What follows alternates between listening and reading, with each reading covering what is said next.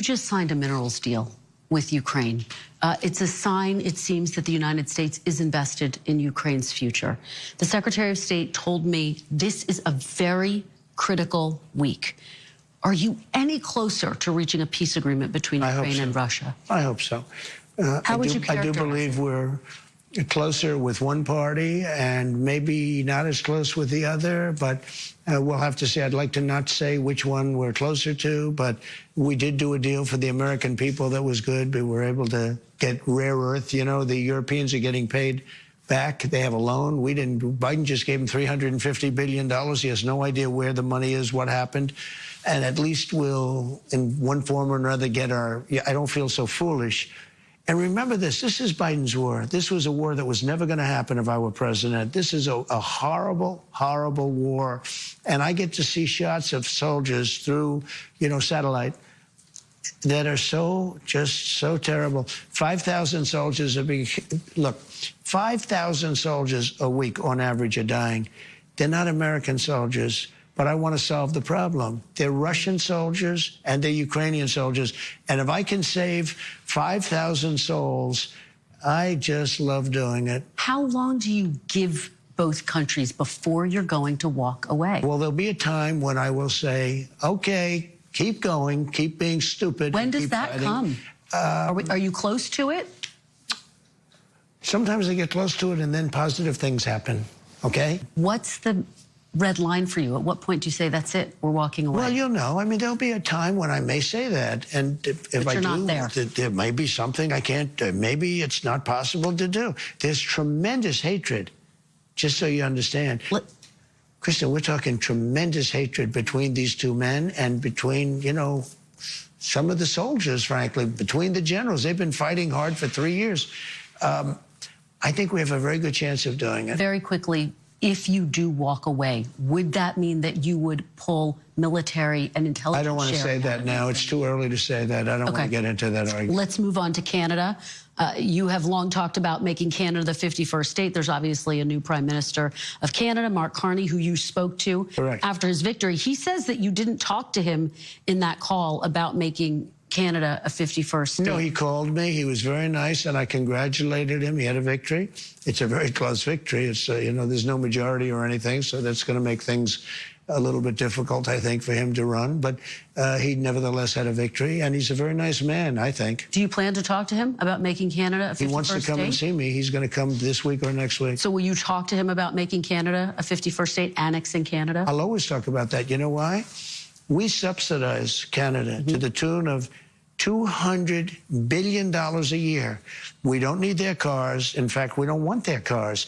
We don't need their energy. We don't even want their energy. We have more than they do. We don't want their lumber. We have great lumber. All I have to do is free it up from the environmental lunatics. We don't need anything that they have. We're giving them. I asked Mr. Trudeau, who I call Governor Trudeau, I said, not Prime Minister, Governor. I said, Governor Trudeau, could I ask you one question? Why are we giving you $200 billion? Why are we subsidizing Canada? If Canada was a state, it wouldn't cost us. It would be great. It would be such a great, it would be a cherished state. And if you look at our map, if you look at the geography, I'm a real estate guy at heart. When I look down at that, without that artificial line that was drawn with a ruler many years ago, it was just an artificial line, goes straight across. You don't even realize what a beautiful country it would be. It would be great. But I don't think the American public wants me to pay $200 billion a year to subsidize Canada. Again, remember this. Yeah. We don't need their cars. We don't need their lumber. We don't need their energy. We don't need anything. We do very little business with Canada. They do all of their business practically with us. They need us. We don't need them. You and I talked, and I asked you if you would rule out military force to take Greenland, and you said no, you don't rule out anything. Would you rule out military force to take Canada? Well, I think we're not going to ever get to that point. It could happen. Something could happen with Greenland. I'll be honest. We need that for national and international security. But not with Canada? I think it's highly unlikely. I don't see it with Canada. I just don't see it. I have to be honest with you. Okay, but you don't rule it out for Greenland. And by the way, Canada, they spend less money on military than practically any nation in the world. They pay NATO less than any nation. They think we're subsidized. They think we are going to protect them. And really, we are. But the truth is, they don't carry their full share, and it's unfair to the United States and our taxpayers. But you are not ruling out military force to take Greenland. I don't rule it out. I don't say I'm going to do it, but I don't rule out anything. No, not there. We need that. We need Greenland very badly. Greenland is a very small amount of people, which we'll take care of and we'll cherish them and all of that. But we need that for international security. The Trump organization is selling hats that say Trump 2028. Yeah. Are you seriously considering a third term, Mr. President, even though it's prohibited by the Constitution? Or is this about staying politically viable? I will say this. So many people want me to do it. I have never had requests so strong as that.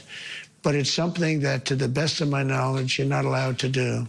I don't know if that's constitutional that they're not allowing you to do it or anything else, but there are many people selling the 2028 hat.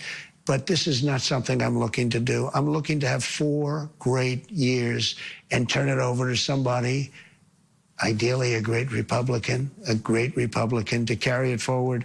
But I think we're going to have 4 years, and I think 4 years is plenty of time to do something really spectacular. The Constitution does prohibit it. Some of your allies are pretty serious about this, though, Mr. President. I've spoken to them. They say they are coming up with potential ways. Well, obviously, the biggest one would be a constitutional amendment. That's because they like the job I'm doing, and it's a compliment. Has anyone in an official capacity presented you with, sir, here are some ideas by which you could actually get a constitutional amendment? Well, in a capacity of being a big supporter, many people have said different things, but I'm not looking at that. You have built a political movement that has transformed the Republican Party. It's transformed the country, quite frankly. Political movement in history, MAGA. Make America great again. When you look to the future, Mr. President, do you think the MAGA movement can survive without you as its leader? Yes, I do. What gives you? I think it's so strong, and I think we have tremendous people. I think we have a tremendous group of people. We talked about a number of them. You look at Marco, you look at J.D. Vance, who's fantastic. You look at, I could name 10, 15, 20 people right now just sitting here. No, I think we have a tremendous party. And you know what I can't name? I can't name one Democrat. I mean, I look at the Democrats, they're in total disarray. They have a new person named Crockett. I watched her speak the other day. She's definitely a low IQ person. And they said, she's the future of the party. I said, you have to be kidding. I don't know what they're going to do. And I really believe in a two-party system. Because it's good to be challenged. It's really good to have a two-party. You know, it's good. Being challenged is okay. It keeps you sharp. I don't know what they're going to do. They have nobody. Bernie's 87 years old or something. And, you know, Biden is the worst thing that ever happened to old people because he was grossly incompetent, and I think maybe for artificial reasons. You know, he had operations and things, so maybe that's an artificial. But I know people that are unbelievably sharp, and they're older than 87. But I watch Bernie Sanders. He's a nut job, but he's still sharp. He's sharp as he's the same guy he was. He hasn't gone down. But Biden is really, he's the worst thing to happen to old people. I know that you are only 100 days in, but as we sit here today, who do you see as your successor, Mr. President? Well, it's far too early to say that, but you know, I do have a vice president, and typically it would be, and JD's doing a fantastic job. He would be at the top of the list? It could very well be. I don't want to get involved in that. I think he's a fantastic, brilliant guy. Marco is great. There's a lot of them that are great. I also see tremendous unity, but certainly you would say that somebody's the VP. If that person is outstanding, I guess that person would have an advantage. But I think the other people would all stay in unbelievably high positions. But, you know, it could be that he'd be challenged by somebody. We have a lot of good people in this party. And when we come back, President Trump talks about his legislation.